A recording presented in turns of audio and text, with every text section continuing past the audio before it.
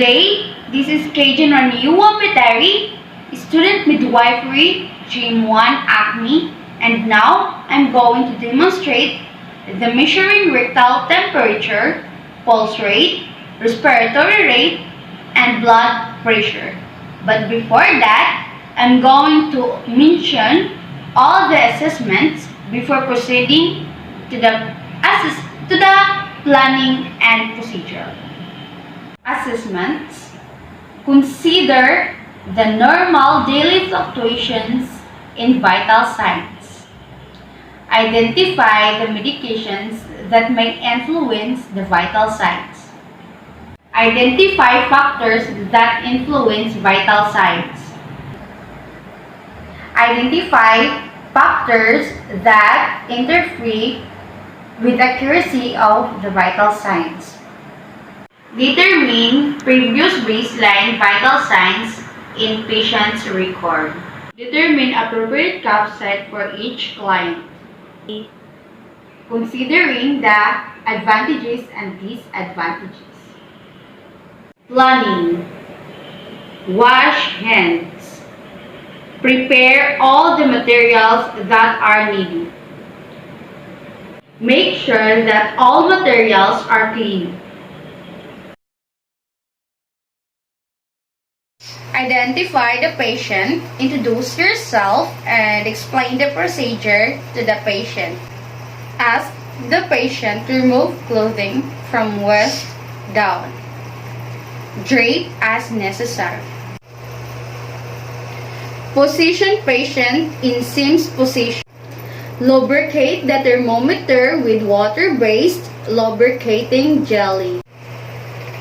Spread the buttocks and gently insert thermometer into the rectum.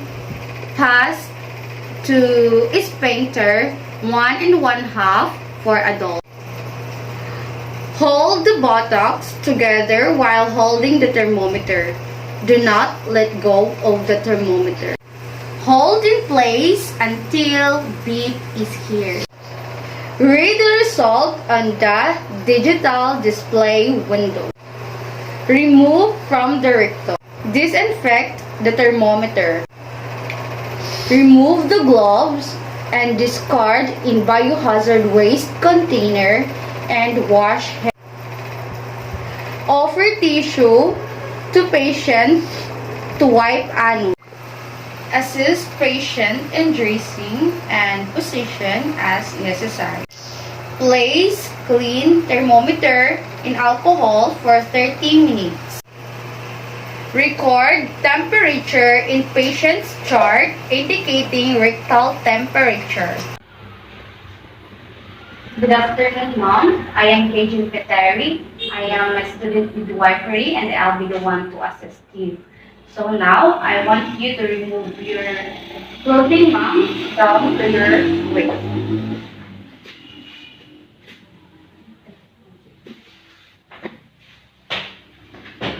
This position.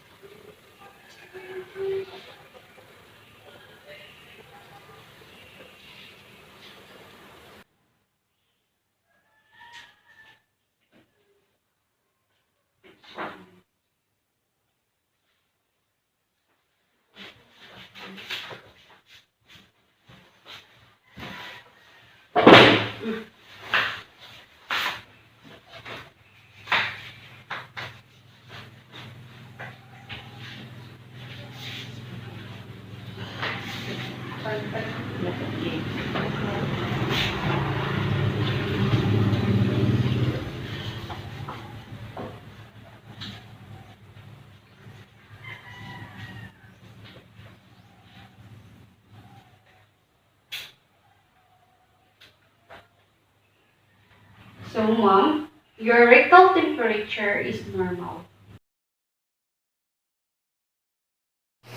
Position patients with wrist resting either on a table or lap. Locate the radial pulse of your pads with your first 3 fingers. Do not use the thumb. It has its own pulse. Gently compress the radial artery enough to feel the pulse. Count the pulsation for 1 full minute.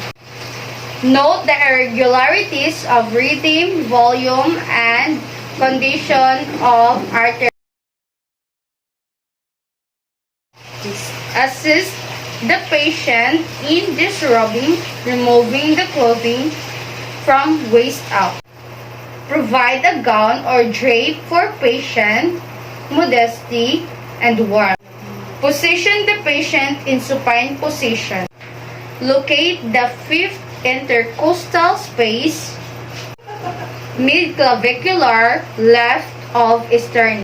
Place the stethoscope on the site and listen the lub-dub sound of. Count for 1 minute.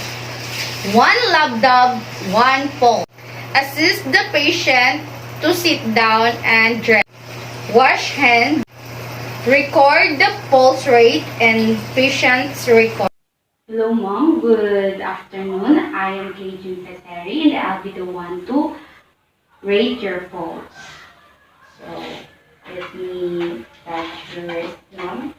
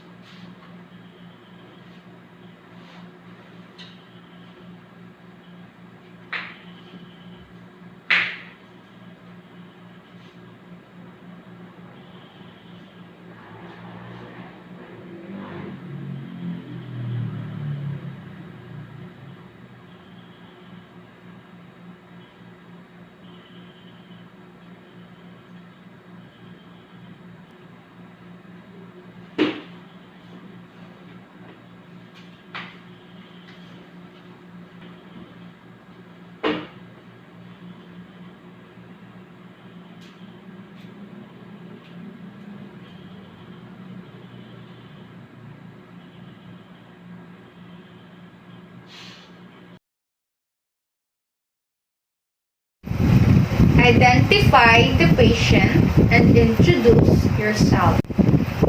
Position patient in comfortable position. Watch the rise and fall of the chest wall for 1 minute or while holding the patient's arm. Place it across the chest and feel for the rise and fall of the chest wall. Alternatively, place a hand on patient shoulder and feel the rise and fall of the chest wall. Note the depth, rhythm, breath sounds while counting. Next is wash hands. Record the respiration rate in patient's chart, noting any irregular sound. Good afternoon, ma'am. I am Cajun Peteri and ano po pangalan mo? Kamusta po ang pakiramdam niyo?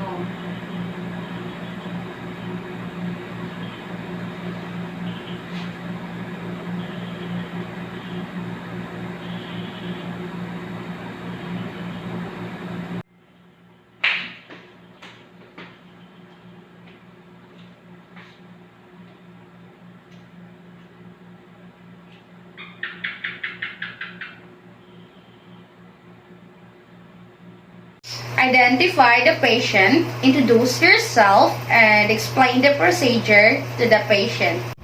Position the patient comfortably, feet flat on the floor, and arm resting at heart level on the lap or table. Bare right upper arm. If clothing is restricting, have the patients to remove them. Palpate for the brachial artery. Securely center bladder of the cough over the brachial artery above the bend of the elbow. Palpate the radial pulse and smoothly inflate the cuff until the pulse is no longer palpated.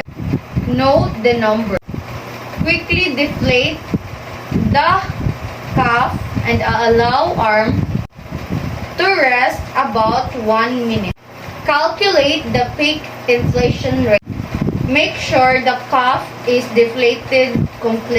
Position the stethoscope over the brachial artery and hold the position with fingers only.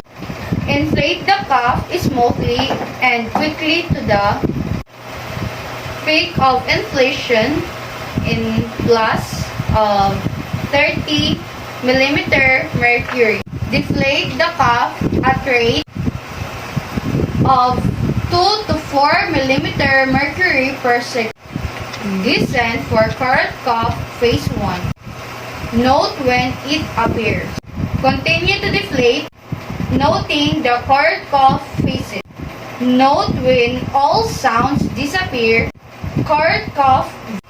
Continue deflating the cuff at the same rate for at least 10 millimeter mercury. After the sounds disappear, deflate the cuff quickly. Remove the cuff.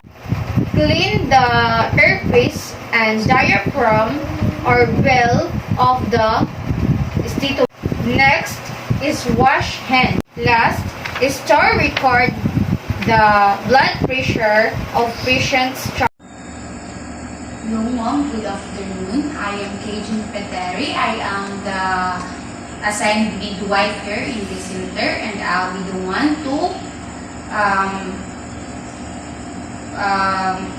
rate your blood pressure. So, may gamot ka po bang iinom, ma'am? Hindi ka ba nahihilo? Go.